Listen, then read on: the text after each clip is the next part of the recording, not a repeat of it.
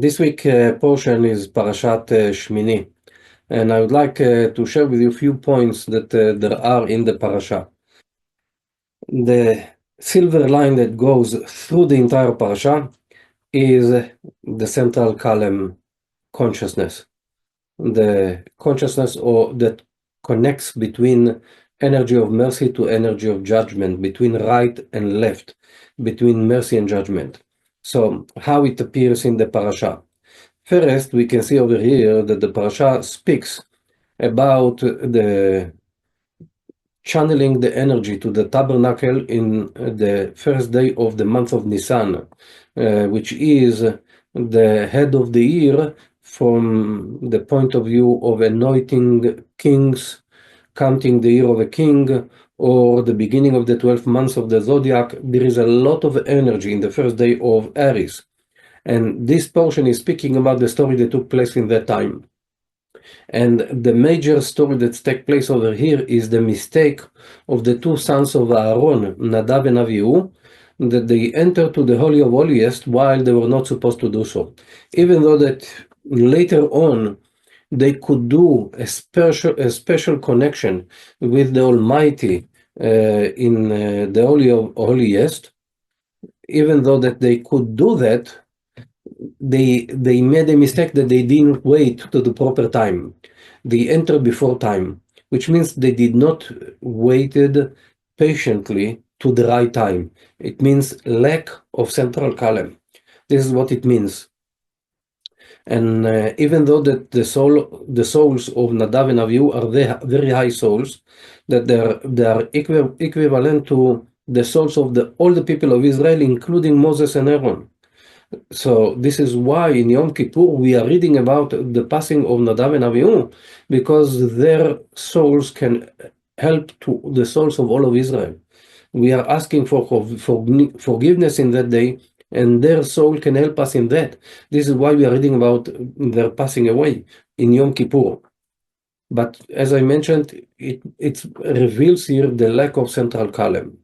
Later on, it speaks about the central column of the Torah in words at the beginning of the fifth paragraph of this parasha, that it's in verse 16, book of Leviticus, chapter 10, verse 16. We have the two words that are here, darosh, darash, and the Torah is telling us that this is the middle of the Torah in words. Later on, in the seventh aliyah, in the seventh paragraph, when it speaks in chapter 11, verse 42, the word gachon with big letter vav. This is the way that it's written in the Torah, and the sages are telling us, the Gemara is telling us that this is the central, the middle letter of the Torah. When we are looking at letters, this is the letter that's considered to be the middle letter of the Torah. What that is amazing, even though that this is what the Gemara is saying, the letter Vav, literally, if you count all the letters of the Torah, it is not the middle letter. And the words Darosh, Darash that I showed over here are not the middle of the Torah in words, if you count all the words of the Torah. So how come that the sages are telling us that this is the middle of the Torah? So in the last period, sages explained it in that way, that when we are looking Darosh, Darash, it's the same word one after the other. The same we have with Avraham Avinu, wherever it says Avraham, or Yaakov.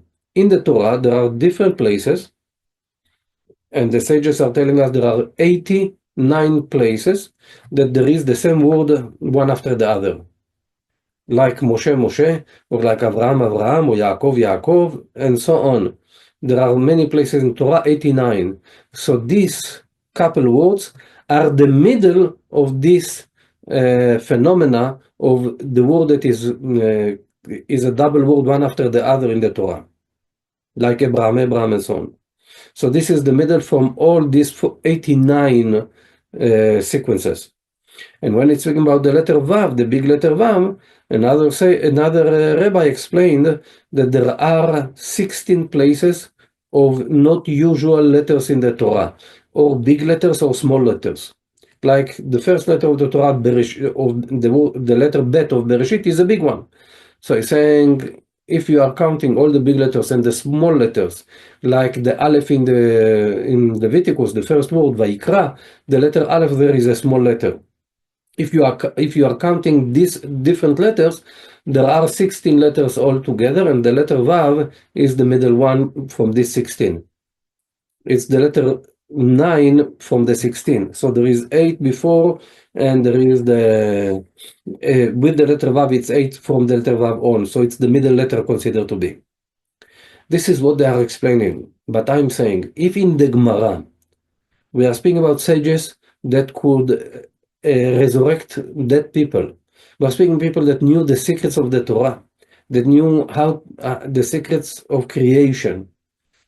If they mention that this is the middle of the Torah in words or in letters, it means that energy-wise, even though that it's not exactly in the middle, and in energy-wise, this is the middle of the Torah. Why it's important? Because there is no revelation of light without the middle column, without the central column.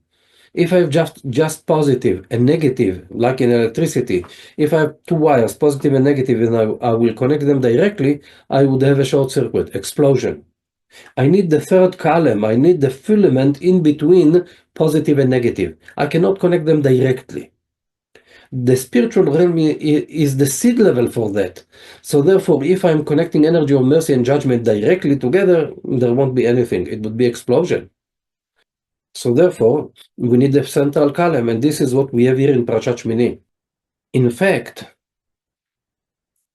the number of verses in this parasha is 91, and 91 represent connection between Akadosh Baruch Hu and the Shekhinah, between the light force and the vessel, between right and left, between the tetragrammaton, the Yud Ke Vav Ke, and Adni, the name that represented the Malchut, the vessel, which means the entire parasha is about the central column.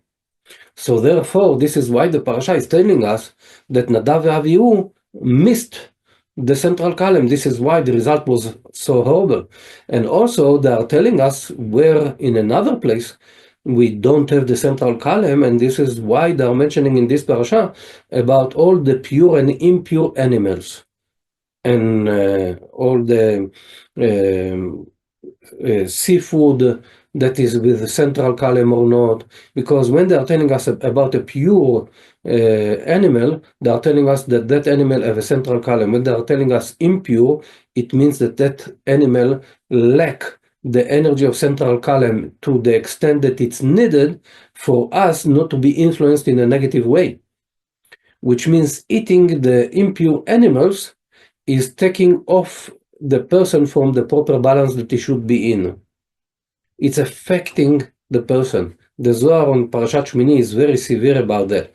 Towards the end of the parasha, the Zohar with the commentary of the Sulam of Rabbi Ashlam is telling us very difficult things. It says that the person is touched to the impure system, and if, God forbid, the person would leave the world without stopping eating, without regretting eating the not kosher food, he will be impure in his death, and after his death, his soul will be impure as well, which means there is a very heavy a consequence to the fact that the person is enjoying today the seafood or the not kosher animals. If you are Jewish and you want your body and your soul to be purer, the Torah is telling us, it's a choice if you believe in it or not, but if you believe that there is God, and if you believe that the Torah is truth, the Torah is telling very strong words about if someone is eating kosher or not kosher. It's very essential, according to the Torah. It's affecting the soul and the body of the person. It's not just affecting the body. It's not about the physical health alone. It's about the purity of the soul. So therefore, this parasha is speaking about central column, and therefore it's saying about all the animals that don't have the central column. It's very essential. God willing that we will have the strength to keep ourselves in the proper balance through our life. This week parasha can help us to inject that type of energy of central column into our soul and body. Wish you all the best.